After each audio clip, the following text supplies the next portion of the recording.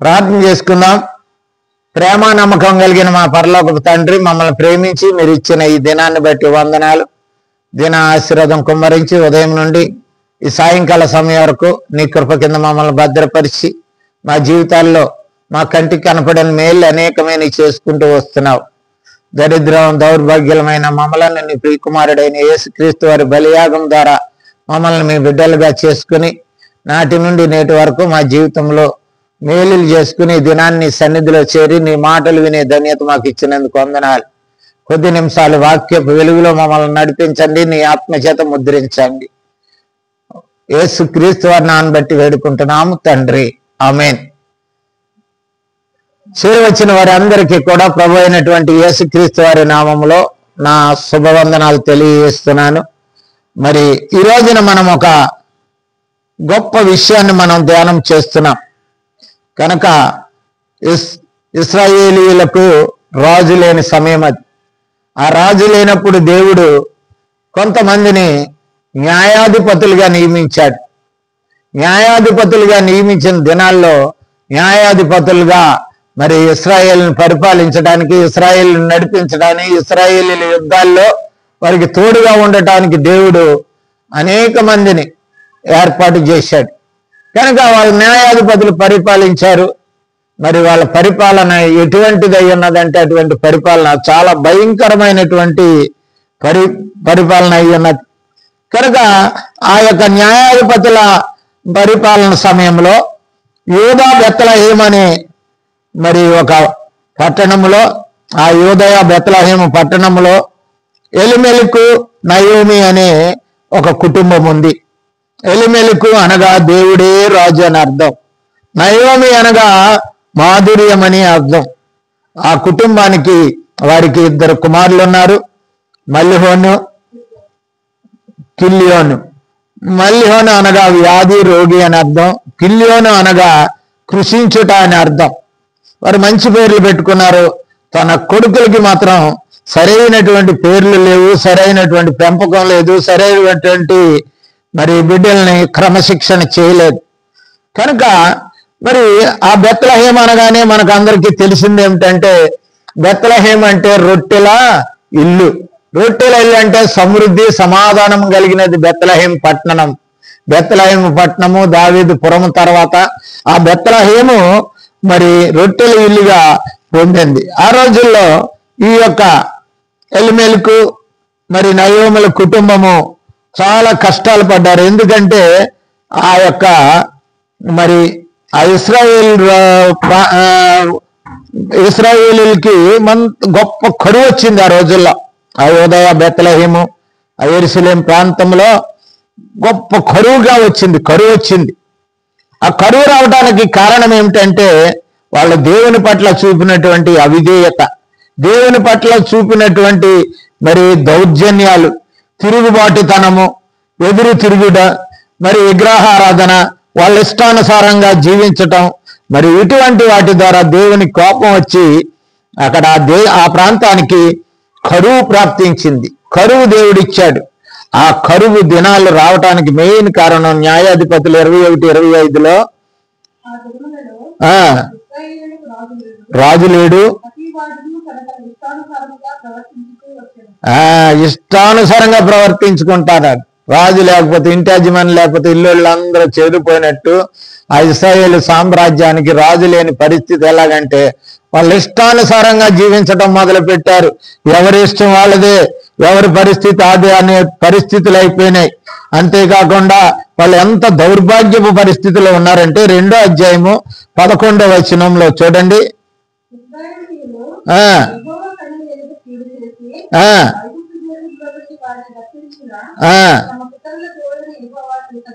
అది దేవుణ్ణి విసర్జించారు. వాళ్ళు ఏం చేశారంటే వాళ్ళు ఆ ఐగుప్తు దేశాన్ని నుంచి తీసుకొచ్చినటువంటి దేవుణ్ణి విసర్జించారు. ఈ రోజున దేవుడు మేలు చేస్తే చాలా మంది మర్చిపోయే ప్రజలు ఉన్నారు, విస్మరించే ప్రజలు ఉన్నారు. దేవునికి విధేయత చూపని ప్రజలు, దేవుని యందు భయభక్తులు చూపని వాళ్ళు, దేవుడంటే ఏ విధమైనటువంటి లెక్కలైనటువంటి స్థితి కలిగినటువంటి ప్రజలు ఆ రోజున కూడా న్యాయాధిపతి రోజుల్లో ఉన్నారు. 18వ వచనం 15వ వచనం చూడమ్మా.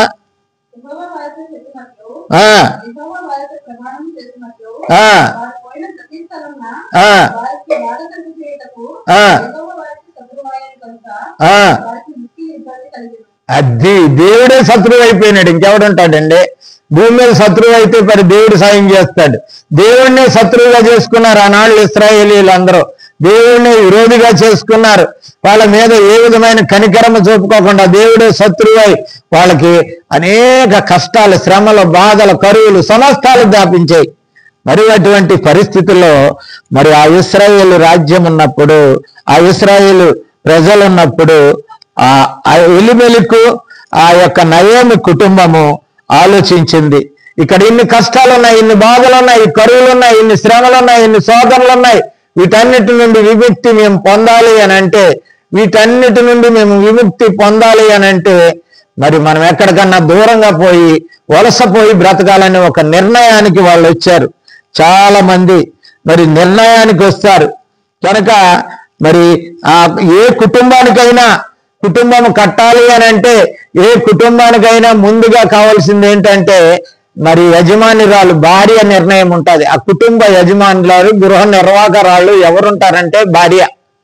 కనుక అందుకే దేవాతి దేవుడు సామెతల గ్రంథం 14:1 ఏమంటాడంటే, జ్ఞానవంతురాలు తన ఇంటిని కట్టుకొనును, మూఢురాలు తన ఇంటిని పెరికివేయును అంటాడు. జ్ఞానమైన క్రీస్తుని కలిగిన బిడ్డగా, దేవుని కలిగిన బిడ్డగా తన ఇంటిని కట్టుకోవాలి.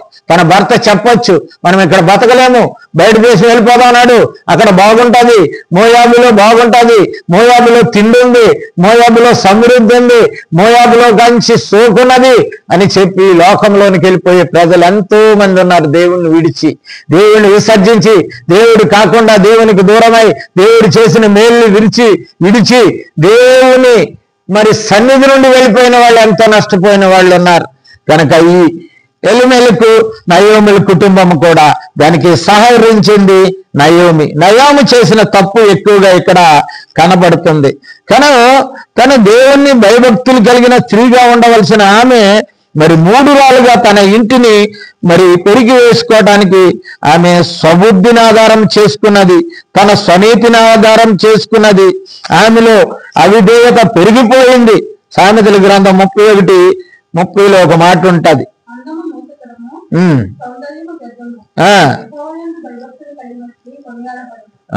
యెహోవాయందు భయభక్తులు కలిగిన స్త్రీ కొనియాడబడును. కష్టాలు రావచ్చు, బాధలు రావచ్చు, ఇబ్బందులు రావచ్చు, లోకం తట్టు పరిగెడుతున్నారు. లోకం శాశ్వతం కాదు, కొన్ని రోజులే ఈ లోకంలో ఏది ఉన్నాను. లోకములో ఉన్నట్టు అందం కానీ, చందం కానీ, డబ్బు కానీ, ఈ యొక్క ఆదరణ కానీ ఇది కొద్ది దినాలే. కనుక ఇటువంటి లోకమును చూసి, లోక పరిస్థితులను చూసి, వారికి వచ్చిన కష్టాలు, నష్టాలు, బాధల, ఇబ్బందులను చూసి మరి ఆమె ఏం చేసిందంటే మరి తన భర్తతో కలిసి మోయాబు దేశానికి వెళ్ళటానికి ప్రయత్నించింది. ఆమె యెహోవాయందు భయభక్తులు కలదైనట్లయితే తన భర్తను, అయ్యా మనం ఎక్కడికి వెళ్దాం, ఇదే బెత్లెహేము, ఇదే రొట్టెల ఇల్లు, ఇక్కడ తప్పితే సమృద్ధి ఇంకెక్కడ ఉండదు, దేవుడు మనల్ని విడిచిపెట్టడు, దేవుడు మనకి ఏ అన్యాయం చేయడు, దేవుడు ఆదుకుంటాడు, ఎట్టి పరిస్థితుల్లోనూ మనం ఇక్కడే ఉందాము, ఎక్కడికి వెళ్ళొద్దు, నీ ఆలోచన మానుకో అని చెప్పవలసింది ఆమె. మరి ఆ ప్రాంతము నుండి విడిచి వెళ్ళవలసినటువంటి పరిస్థితి ఆమెకి మరి వచ్చింది. కనుక చూసినట్లయితే ఆమె మొట్టమొదటి చేసిన పని ఏమిటంటే మరి ఆమె చేసింది ఏమిటంటే మరి దేవుని సన్నిధి అయినటువంటి బెత్లెహేము పట్టణాన్ని విడిచి వెళ్ళిన స్త్రీ అయ్యింది. కరువులో, కష్టాల్లో దేవుని సన్నిధిని విడువక దేవునికి విరుద్ధమైనటువంటి శాపగ్రస్తమైనటువంటి దేశానికి వెళ్ళింది, అక్కడ నివసించింది. కనుక ఎవరైనా సరే దేవుణ్ణి విడిచినట్లయితే మరి కీర్తనకారుడు మాట అంటాడు, 16వ కీర్తన 16:4 16:4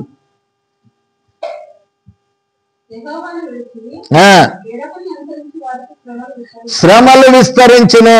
దేవుణ్ణి తప్పి వేరొక వాడిని విస్తరించినట్లయితే, వేరొక ప్రాంతమును వెళ్ళినట్లయితే, నీకు వేరొకను ఆశ్రయించినట్లయితే, యెహోవాను తప్పి నీకు శ్రమలు విస్తరిస్తాయి. ఎక్కడైనా నీ జీవితంలో, నా జీవితంలో చూసుకుందాం, ఎన్నో విషయాల్లో మనం దేవుణ్ణి విడిచినప్పుడల్లా మనం నష్టమే పొందుతాం, కష్టమే పొందుతాం, శ్రమే పొందుతాం, మరి ఆదరణే కోల్పోతాం. కానీ మరి మనకు శ్రమలు తప్ప ఇంకేమీ ఉండవు. కనుక గమనించాలి, మనం గమనించాలి. అందుకే అంటాడు చూడండి 55 యోహాను సువార్త 15:5 యేసుప్రభు వారు ఒక మాట అంటారు, ద్రాక్షవల్లిని నేను, తీగలు మీరు, ఎవడు నా యందు నిలిచి ఉండునో వాడు బహుగా ఫలించును, దేవునికి దూరంగా. తర్వాత మాట చాలా ముఖ్యమైనది, నాకు వేరుగా ఉండి మీరు ఏమీనో చేయలేరు. దేవునికి వేరుగా ఉండి మనం ఏమీ లోకంలో చేయలేం. ఈ లోకంలో శ్రమ పడవచ్చు, నింద పడవచ్చు, కష్టం పడవచ్చు, బాధలు పడవచ్చు. కానీ దేవునికి వేరైనట్లయితే మనము ఈ జీవితంలో ఏమీ సాధించలేము, ఏమీ పొందలేము కూడా. కనుక మనం గమనించుకోవాలి. మనం ఉండి ఈ కష్టాల్లో, శ్రమల్లో, శోధనలో ఉంటే ఆయన విడివి ఎడబాయని వాడు కాదు. మరి ఒక మాట అంటాడు, కొరింథీయులకు రాసిన మొదటి పత్రిక 10వ అధ్యాయము 13వ కొరింథీయులకు రాసిన మొదటి పత్రిక 10:13 సాధారణంగా మనుషులందరికీ కలగు మరి ఏదైనా మీకు సంభవింపలేదు, దేవుడు నమ్మతగిన వాడు. నమ్ము, నువ్వు నమ్మితే ఆయన నమ్మకాన్ని ఒమ్ము చేయని వాడు. అది గుర్తెరగాలి. క్రైస్తవులైన మనం తొందరగా ఏ కష్టం వచ్చినా, నష్టం వచ్చినా లోకంలోకి పరిగెడుతున్నాం, లోకాన్ని ఆశ్రయించి జీవిస్తున్నాం, వేరే వాళ్ళని ఆశ్రయిస్తున్నాం, మనుషులను ఆధారపడుతున్నాం, లేకపోతే రాజులను ఆధారపడుతున్నాం, అధికారుల మీద ఆధారపడుతున్నాం. అనేకమైనవి మనం దేవుడిని విడిచి దూరంగా వెళ్ళామంటే మన జీవితాల్లో మనం ఏమీ సాధించలేం, ఏమీ పొందలేము కూడాను. అందుకే ఫిలిప్పీ పత్రిక 4వ అధ్యాయం 13వ అంటాడు, నన్ను బలపరచువాని యందే నేను. అది ఆ మాట రావాలి విశ్వాసుల నోట్లో నుంచి, క్రైస్తవుల నోట్లో నుంచి. నన్ను ఎవరు బలపరచగలరు ఈ లోకంలో? నా దేవుడు తప్పితే ఎవరు బలపరచలేరు. ఆయన యందే నేను సమస్తం కరువమని, కాటకమని, ఈ నష్టమని, కష్టమైంది ఆయన నన్ను బలపరుస్తాడు, నేను చేస్తాను అనే విశ్వాసం, నమ్మకం ఈనాడు క్రైస్తవులకు ఉండాలి. చాలా మంది ఈ రోజున మోసపోతున్నారు.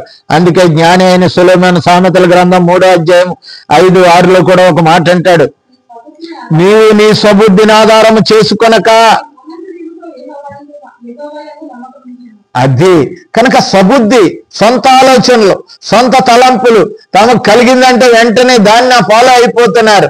దేవుని బిడ్డలమైన మనము, క్రైస్తవులమైన మనము ఆనాడు నయోమి చేసినట్టు చేయకూడదు.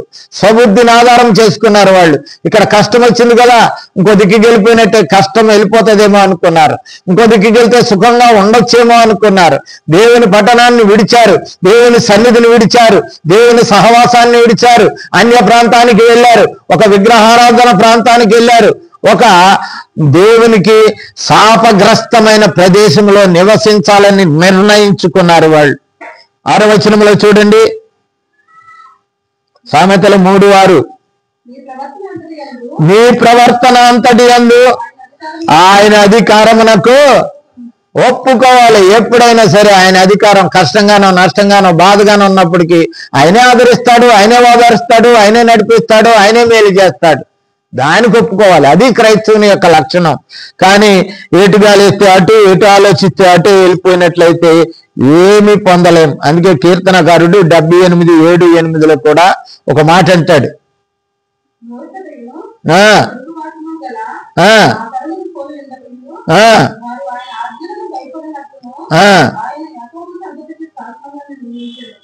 ధర్మశాస్త్రం ఎందుకు ఇచ్చాడు, ఆజ్ఞలు ఎందుకు ఇచ్చాడు?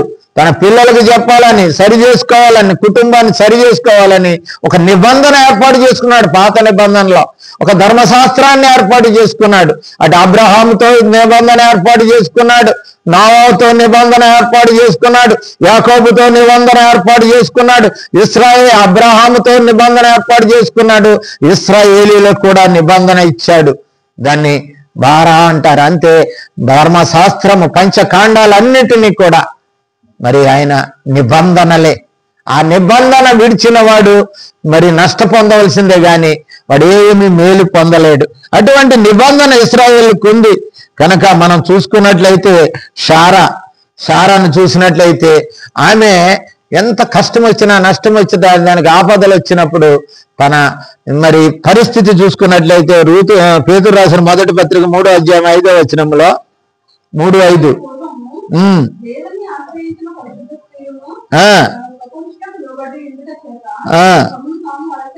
అలంకరించుకుని సపుత్తు వాళ్ళు తన దేవుణ్ణి ఆశ్రయించిన స్త్రీలు అని అర్థం. అక్కడ దేవుణ్ణి ఆశ్రయించాలి. దేవుణ్ణి ఆశ్రయించినట్లయితే మరి దేవుడు మేలు చేస్తాడు. దేవుణ్ణి ఆశ్రయించి పెట్టి లోకాన్ని ఆశ్రయించే వాళ్ళు అయిపోయినారు. లోకం వెంబడి ఆశ్రయించి తిరిగే వాళ్ళు అయిపోయినారు. లోతు భార్య ఉన్నది 19వ అధ్యాయం 26వ వచనంలో ఆమె ఆస్తి మీద ఆధారపడ్డది, తన సంపాదన మీద ఆధారపడ్డది, ఆ సొదొమ గొమొర్రా యొక్క సమృద్ధి మీద ఆధారపడ్డది, ఈ లోకం మీద ఆధారపడ్డది. వెనక్కి చూసి నప్పు స్తంభమై నష్టపోయింది. తన జీవితాన్ని నాశనం చేసుకున్నది, సర్వనాశనం అయిపోయింది. ప్రియ సహోదరి సహోదరుడా, ఈరోజు నువ్వేమి చేస్తున్నావు? నేనేం ఆలోచిస్తున్నాను? మరి సారాలాగా ఆలోచిస్తున్నామా, లేకపోతే లోతులాగా ఆడిపోయిన సహోదరి?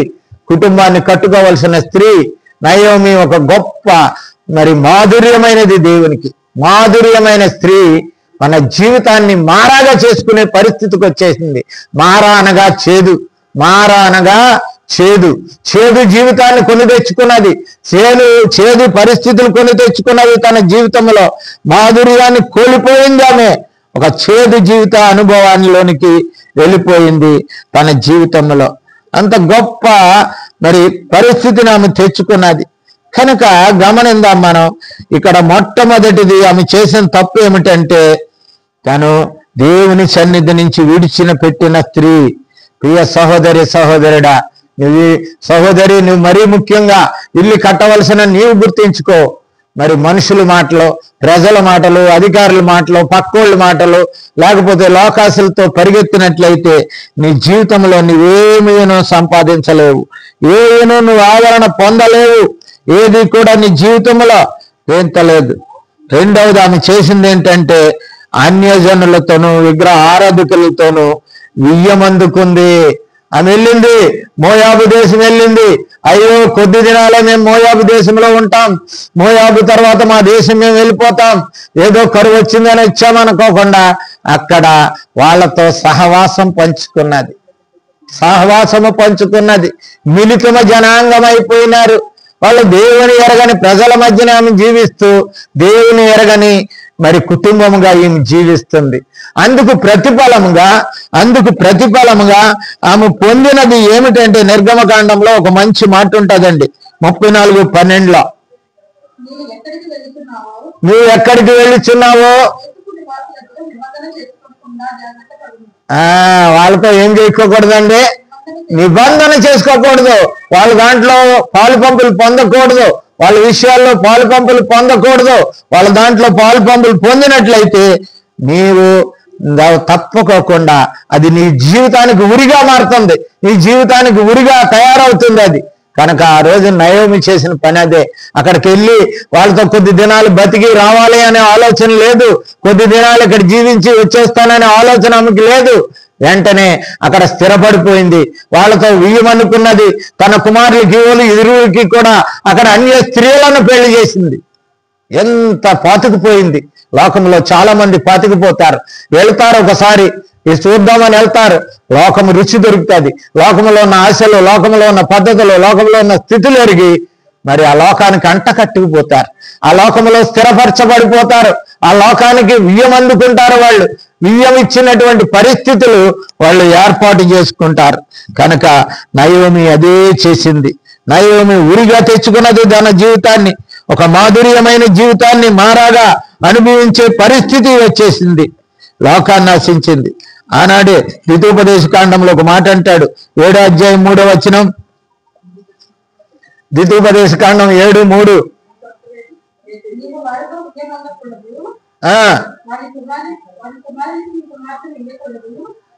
వియ్యమందుకొండకూడదు, వారి కుమార్తెలను నీ కుమారులకు ఇవ్వకూడదు, కుమార్తెలు ఇవ్వకూడదు. ద్వితీయోపదేశ కాండము ఇశ్రాయేలుకు ఉన్నటువంటి ఒక నిబంధన. ఆ నిబంధనను మీరారు నయోమి ఎలిమెలెకు కుటుంబం. కనుక వాళ్ళకు పిల్లల్ని ఇచ్చేశారు, మోయాబు స్త్రీలను పెళ్లి చేసేశారు. దేవుని కట్టడలను, దేవుని ఆజ్ఞలను, దేవుని నిబంధన మీరింది. చాలాసార్లు మనము దేవుని మరి వాక్యాన్ని విడనాడి మనం ఆలోచిస్తాం. లోకంలోకి వెళ్ళినప్పుడు దేవుని మర్చిపోతాం మనం.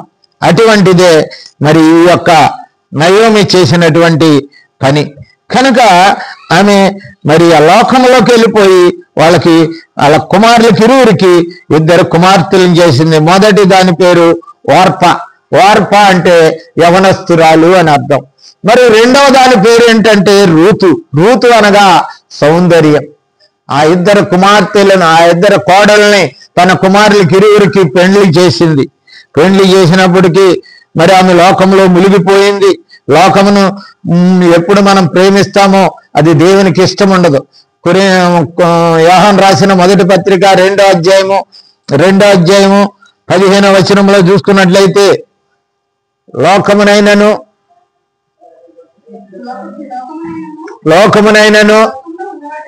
లోకములో ఉన్న వాటినైనను ప్రేమించకుడి. ఎవడైనను లోకమును ప్రేమించిన ఎడల తండ్రి ప్రేమ, దేవుని ప్రేమ వానిలో ఉండదు. దేవుని ప్రేమ వానిలో ఉండదు. కనుక గమనిద్దాం ప్రియులారా, దేవుని ప్రేమను కోల్పోయింది నయమ. దేవుని యొక్క ఆదరణ కోల్పోయింది. దేవుని యొక్క కృపను కోల్పోయింది. దేవుని ఆశీర్వాదాన్ని కోల్పోయింది. దేవుని నుండి శాపాన్ని తెచ్చుకునే పరిస్థితికి వచ్చింది. దేవుని ఉగ్రతకు ఆ కుటుంబం పాలయ్యే పరిస్థితి వచ్చింది.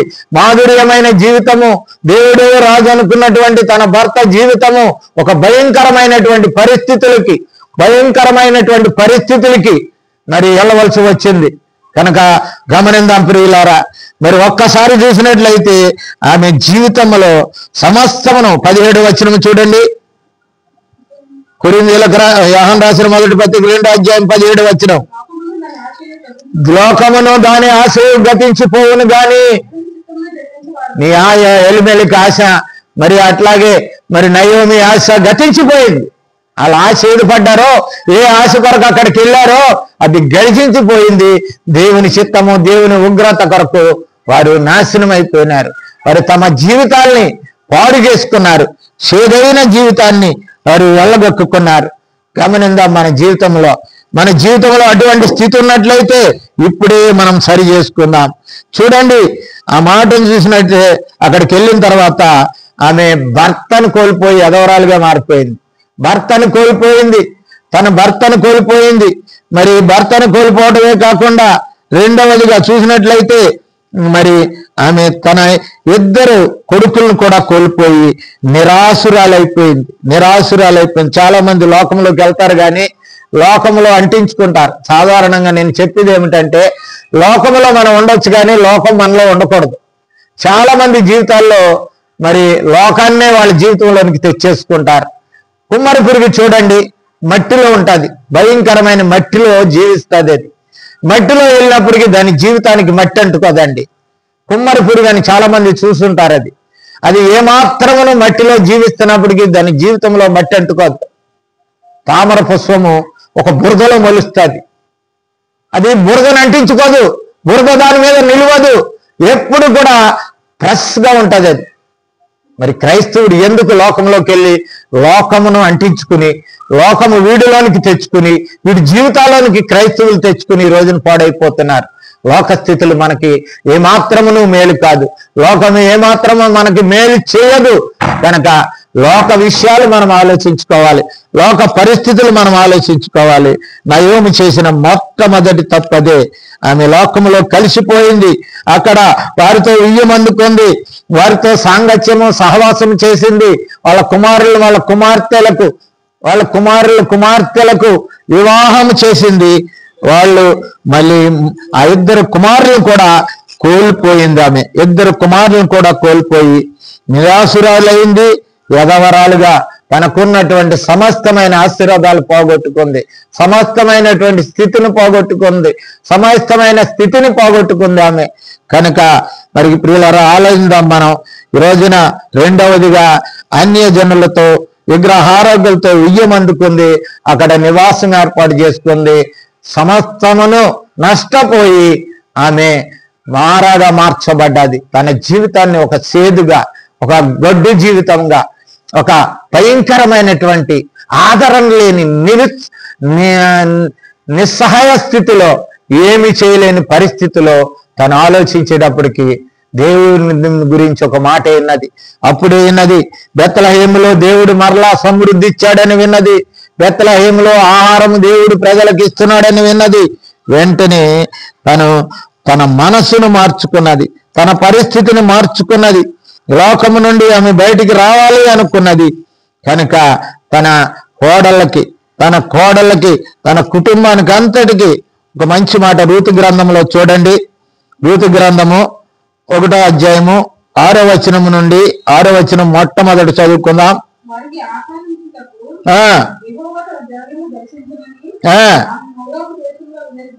విన్నది ఇన్ని కష్టాలు అనిపించి సమస్తము కోల్పోయిన తర్వాత దేవుని యొక్క సమృద్ధి గురించి, దేవుడు ఇజ్రాయేలుకు ఆహారం తిరిగి ఇచ్చాడని, కరువును కాటకాలను పోగొట్టి, శ్రమలు శోధనలు ఇబ్బందులు పోగొట్టి సంతోష సమాధానకరమైనటువంటి బెత్లెహేముగా చేశాడని విన్నది. విన్న తర్వాత ఆమె తిరిగి దేవుని వైపుకు తిరిగింది. మూడవదిగా ఆమె మరలా తుదకు ప్రభు వైపు తిరిగింది. అది కనుక 7వ వచనం నేను చూసుకున్నట్లయితే కొన్ని మాటలు చదువుకుందాం.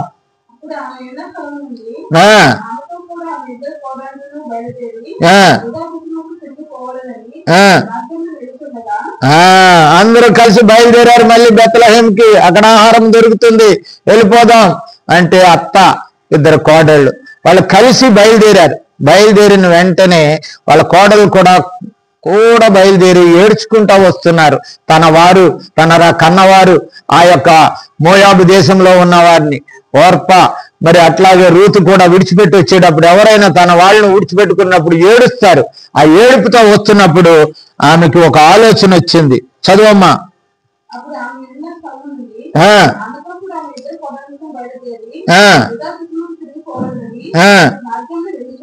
వెళ్ళుచుండగా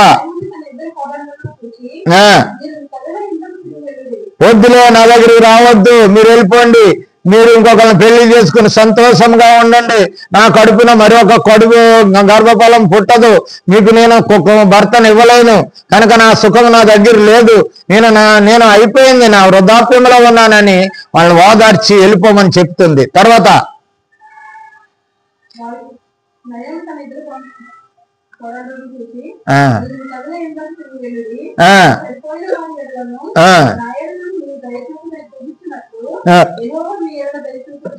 మీ ఎడల దయ చూపించును గాక.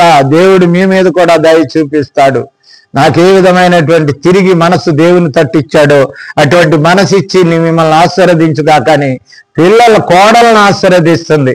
కోళ్ళు కూడా ఆ ఎదవరాలను ఆశీర్వదిస్తుంది. వెళ్ళిపోండి, మీ తల్లితో ఉండండి, అక్కడ సుఖంగా సంతోషంగా ఆనందంగా ఉండండి, వాళ్ళతోటే మీ జీవితాన్ని పంచుకోండి అంటుంది.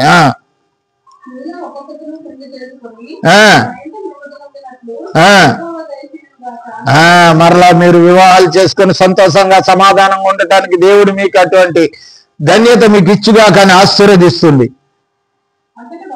అంతటా వారు ఎలుగెత్తి ఏడ్చి అంటున్నారు, వద్దత్త, మేము మీ కూడానే వచ్చేస్తాం, అక్కడే ఉంటాం నీ దగ్గర అంటున్నారు. అప్పుడు అంటుంది నయోమి, నా కుమార్తెలారా, మీరు వెళ్ళిపోండి, వద్దు, మీరు అనుకున్నట్టు వద్దు, మీరు తిరిగి మీ యొక్క మోయాబి ప్రాంతం వెళ్ళిపోండి. రానేలా ఉందిరా,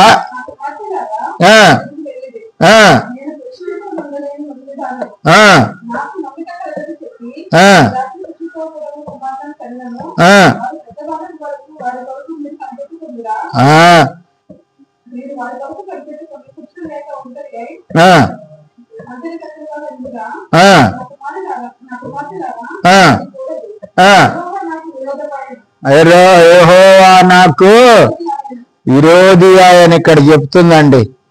అంత కష్టం అనుభవించేసిన తర్వాత దేవుని మీద నిందేస్తుంది. దేవుడు నాకు విరోధి ఆయన కోడల దగ్గర చెప్పుకుంటుంది. ఇంకో మాట ఉంది అక్కడ, విరోధితనము మిమ్మల్ని నొప్పించే కంటే నన్ను విరోధంగా నొప్పిస్తుంది. మీరు సంసారం చేసుకుని మంచిగా మీరు ఉండండి, మీ జీవితాలు బాగు చేసుకోండి, పెళ్లిళ్ళు చేసుకోండి అని ఓర్పకు రూతుకు నయోమి అత్తగా చెలవిస్తుంది. నా కుమార్తెలారా అంటుంది. కోడల్ని నా కుమార్తెలారా సంబోధిస్తుంది. తన జీవితం పాడైపోయింది, తన కోడల జీవితాలైనా బాగుపడాలి, తన కోడలైనా మంచిగా ఉండాలనే ఆలోచన మరి నయోమిలో వచ్చింది. అది దేవుడిచ్చినటువంటి మనసే. అప్పటి వరకు దేవుడిని ఆలోచించని నయోమి దేవుడి పట్ల మనసు పెట్టి మాట్లాడుతున్నటువంటి మాట.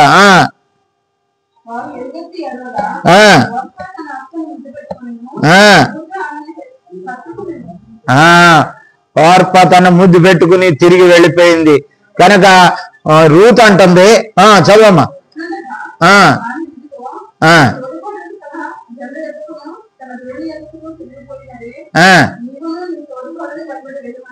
అని వెళ్ళమని రూతుకి చెప్పినప్పుడు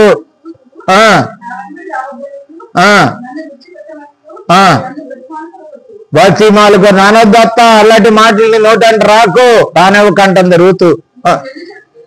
నువ్వు వెళ్ళే చోటకి నేను వచ్చేదను, నువ్వు నిలిచిండి చోట నువ్వు ఉండే చోట నీ నివాసంలో నా నివాసము, నీ జనమే నా జనము, నీ దేవుడే నా దేవుడు, నేను బ్రతికేదను. నేను అక్కడనే పాతిపడ్డా, నా జీవితం నీతోనే. ఒక్కసారి వివాహం అయింది, దేవుడిని నేను కూడా విశ్వసిస్తున్నాను, నీ దేవుడు నా దేవుడు అని చెప్పాడు. కనుక అంత అన్య కుటుంబంలో పుట్టినప్పటికీ ఆ పేరు సౌందర్యము అని అంటే గుణలక్షణములు కలిగినది రూతు, దేవుని గుణలక్షణములు కలిగినది. మోయాబు ప్రాంతంలో పుట్టినప్పటికీ దేవుని యందు భయభక్తులు కలిగి దేవుని మనసు కలిగినటువంటిది రూతు. అందుకనే రూతు అంటుంది సౌందర్యము చూపించింది. ఒకసారి పెళ్ళయింది కనుక నువ్వు ఎక్కడుంటే నేను అక్కడే ఉంటాను, నువ్వు అత్తవు కాదు నాకు, ఇక తల్లివు అని చెప్తున్నాడు. తల్లి అత్త అంటలేదు, అమ్మా అంటున్నారు. కనుక కోడలో అత్తల యొక్క ఒక మధురమైనటువంటి సన్నివేశం ఇక్కడ వాళ్ళ జీవితాల్లో మేలు చేయటానికి దేవుడు సంకల్పించాడు. ఎంత గొప్పదనం చెప్పండి. కనుక ఈ రోజుల్లో అత్త కోడలు చాలా మంది కొట్లాడుకుంటారు, చాలా మంది పిలుచుకోవడానికి కూడా ఉండరు. అత్త ఎంత చేస్తే కోడలు ఎంత చెప్తుంది 10 మందికి, కోడలు ఎంత చేస్తే 4 పూకాయించి చెప్పే అత్తలు కూడా ఉన్నారు ఈ రోజుల్లో. వేధించే అత్తలు, అత్తను తిరస్కరించి అత్త మీద ద్వేషభావాలను పంపి మరి వాళ్ళతో చెప్పే రోజుల్లో ఈ రోజుని మనకు గొప్ప పాఠాన్ని మరి నయోమి రూతుల ద్వారా దేవుడు నేర్పిస్తున్నాడు. కుమార్తెలారా అంటున్నాడు. కనుక ఇక్కడ మరి నయోమి అంటుంది కూతురులాగాని, కోడల్లో రూతు అంటుంది అమ్మా అంటుంది.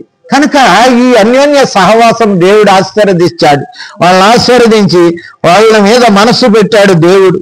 కనుక మరి నయోమి అయితే బయలుదేరి వచ్చింది. ఎక్కడికి ఇద్దరు కలిసి సరే అమ్మ రా అని చెప్పి బెత్లెహేం వచ్చారు. బెత్లెహేం వచ్చిన వెంటనే వాళ్ళ ఊరి ప్రాంతం వాళ్ళు అందరూ చూశారు, ఎవరు ఈమె నయోమి కదా, ఈమె మన ప్రాంతంలోనే ఉండేది కదా, ఇంతకు ముందు ఈమె భర్త ఉండేవాడు కదా, ఈమెకిద్దరు కొడుకులు ఉండేవారు కదా, వాళ్ళు ఏమయ్యారు అని వాళ్ళందరూ నువ్వు నయోమి కదా అని పలకరిస్తుంటే అమంటది రూతు గ్రంథము 1వ అధ్యాయము 20వ వచనంలో.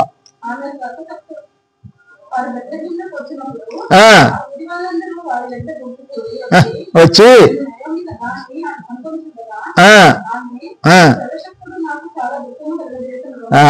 ఇప్పుడు అంటుందండి, సర్వశక్తుడు నాకు సుఖము కలగజేసిన గనుక మారానుడి. చూసావా, ఎవరి మీద ఎత్తుంది నింద? తన నిర్ణయాలు తీసుకుంది, తన అభిప్రాయాన్ని బట్టి, తన సుఖాన్ని బట్టి, తన యొక్క జీవితాన్ని బట్టి తను నిర్ణయం చేసుకుని దేవుడి మీద నిందేస్తుంది. దేవుణ్ణి నిందించే పరిస్థితికి వచ్చింది, దేవుణ్ణి నింద వేసే పరిస్థితికి వచ్చింది నయోమి. చూడండి, దేవుణ్ణి నిందించే పరిస్థితి ఉండకూడదు. యోబు గ్రంథంలో ఒక మంచి మాట అంటాడు. యోబు గ్రంథం 15వ అధ్యాయము 13వ వచనంలో, యోబు 15:13,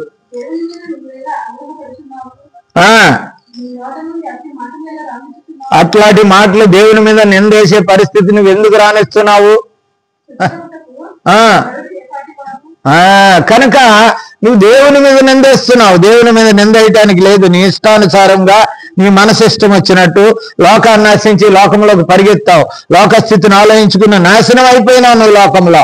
తిరిగి మళ్ళీ దేవుని మీద నిందేస్తున్నావా అని చెప్పి మరి ఆ స్థితిని మరి నయోమి గుర్తిరగాలి. చాలా మంది కూడా తమ జీవితాల్లో తన ఇష్టానుసారంగా వెళ్తారు, తమ ఇష్టానుసారంగా నడిపించుకుంటారు. దేవుడిచ్చినటువంటి ప్రేమ, బాతుర్యము, ప్రేమ సమస్తం కోల్పోతారు. కడకి వాళ్ళు నష్టపోయినప్పుడు దేవుడిని నింద వేసేవారుగా ఉంటారు, దేవుడి మీద నింద మోపేవారుగా ఉంటారు. అందుకే ఒక మాట అంటాడు యెషయా గ్రంథం 47:15 47:17 57 చూడండి, 57:15 క్షమించండి, 57:15 మహాగణుడును మహోన్నతుడును పరిశుద్ధుడును నిశ్చనేహమాసి అయిన వాడు ఇలాగు సెలవిస్తున్నాడు, నివసించువాడను అయినను కనుక నువ్వు వినయత పొందు. దేవుని పట్ల వినయత పొందినట్లయితే దేవుడు నీ మీద మనసు ఉంచుతాడు. నయోమి తిరగబడ్డది, ప్రభు వైపు తన తట్టు తిరిగింది కనుక దేవుడు ఆమెను జ్ఞాపం చేసుకున్నాడు. కనుక 62:2 చూసినట్లయితే అదే యెషయా గ్రంథము, నీ నీతిని కనుగొందురు చూసెదరు. కొత్త పేరు మార్చేశాడు, మాధుర్యాన్ని మారాగా మార్చాడు.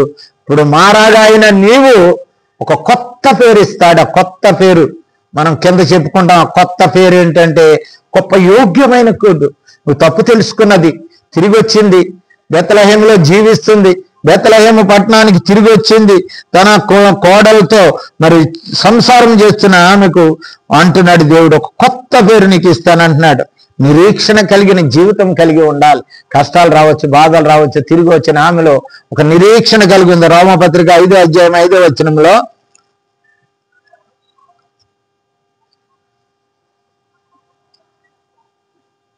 5:5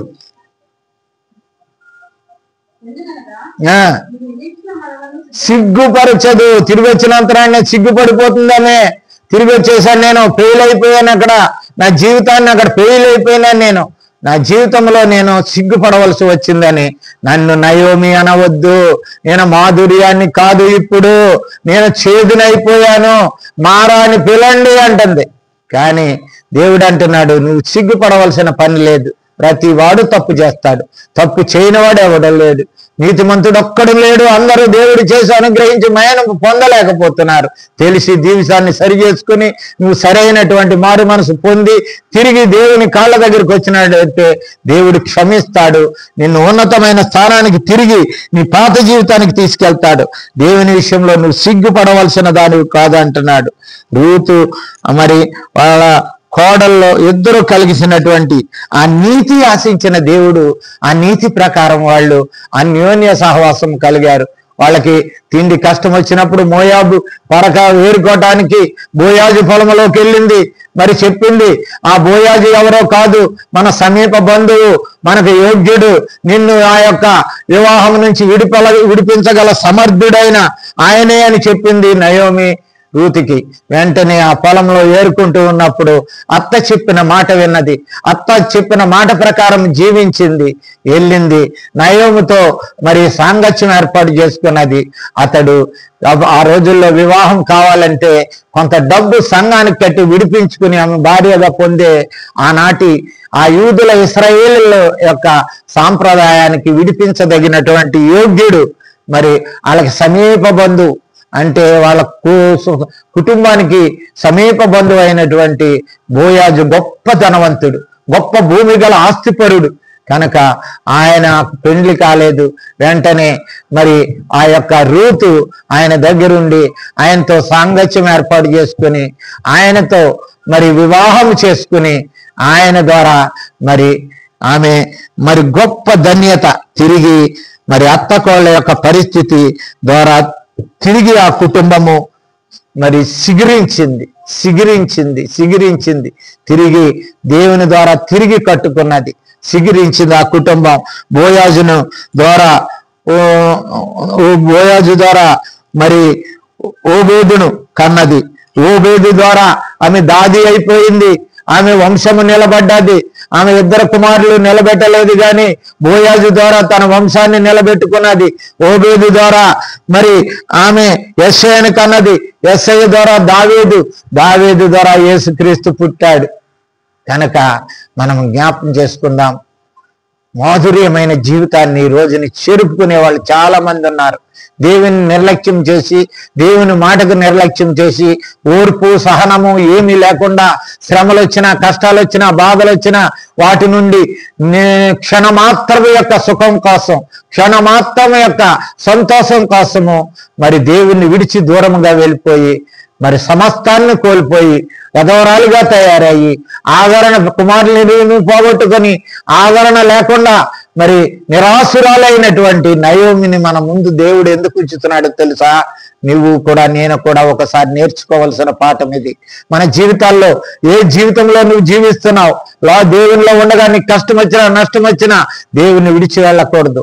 దేవుని సన్నిధిలో మొరపెట్టాలి. జ్ఞానవంతురాలు తన ఇంటిని కట్టుకోవడానికి క్రీస్తు ఒక్కడే మార్గము. క్రీస్తు లేకుండా ఏ కుటుంబమును కట్టబడదని నిరూపింపబడదు. లోకంలోకి వెళ్తే లోకాశ, నేత్రాశ, శరీరాశ, జీవపు డంబము ఇది దేవుని ప్రేమ నుండి నిన్ను వేరు చేస్తాదని దేవుడి సమయంలో గుర్తు చేస్తున్నాడు. కనుక రూతు సౌందర్యవతి, ఆమె సౌందర్యము దేవుని లక్షణాలు కలిగిన రూతు తిరిగి తన కుటుంబాన్ని కట్టుకొని బోయాజును చేసుకొని ఆయన ద్వారా మరి యెషయాను దావీదును కని క్రీస్తు ప్రభువుకు కనటానికి దావీదు వంశంలో ప్రజలందరికీ ఆదరణ. యేసు ప్రభు ఆదరణగా వచ్చాడు ఈ లోకానికి, ఆదరణ కలగజేయటానికి వచ్చాడు. భూలోకంలో ఉన్న ప్రజలందరికీ ఆదరణ కలగజేయటానికి నయోమి కారణమయ్యింది. కనుక ప్రియ సహోదరి, నీవు ఈ రోజున ఏం ఆలోచిస్తున్నావు? నీవు జ్ఞానవంతురాలైన స్త్రీలాగా ఆలోచించుతున్నావా? భయభక్తులు కలిగినటువంటి దానిగా నువ్వు ఆలోచించి దేవుని చేత ప్రజల చేత కొనియాడబడుతున్నటువంటి స్త్రీలాగా ఆలోచించినవా? ఒక్కసారి ఆలోచించు, నీ జీవితాన్ని సరి చేసుకో. ఈ యొక్క పాఠము పేరేంటంటే మాధుర్యము నుండి మారాగా మారినటువంటి నయోమి మారా అనే చేదు నుండి ఆదరణగా మారగలిగింది. మరి ఈ లోకానికి ఒక ఆదరణగా నిలిచింది. నీ జీవితాన్ని కూడా ఒక ఆదరణగా క్రీస్తుని కలిగిన స్త్రీగా నువ్వు కలిగి ఈ లోకానికి ఆదరణ ఇచ్చే ఒక ఆదరణ స్త్రీగా నువ్వు బతకగలిగినట్టయితే దేవుడు నీ జీవితాన్ని కూడా ఒక మాధుర్యమే కాదు, నీ జీవితానికే ఒక ఆదరణ, గొప్ప యేసుక్రీస్తుని నీకు అనుగ్రహించి నీ జీవితంలో శాంతి, సమాధానము, నెమ్మది అనుగ్రహించటానికి సిద్ధముగా ఉన్నాడు. అట్టి దీవెన, అట్టి ఆశీర్వాదము, అట్టి ధన్యత చేరువచ్చిన వింటున్న వారికి అందరికీ ప్రభువైన యేసుక్రీస్తు ద్వారా దేవుడు అనుగ్రహించును గాక. ఆమేన్.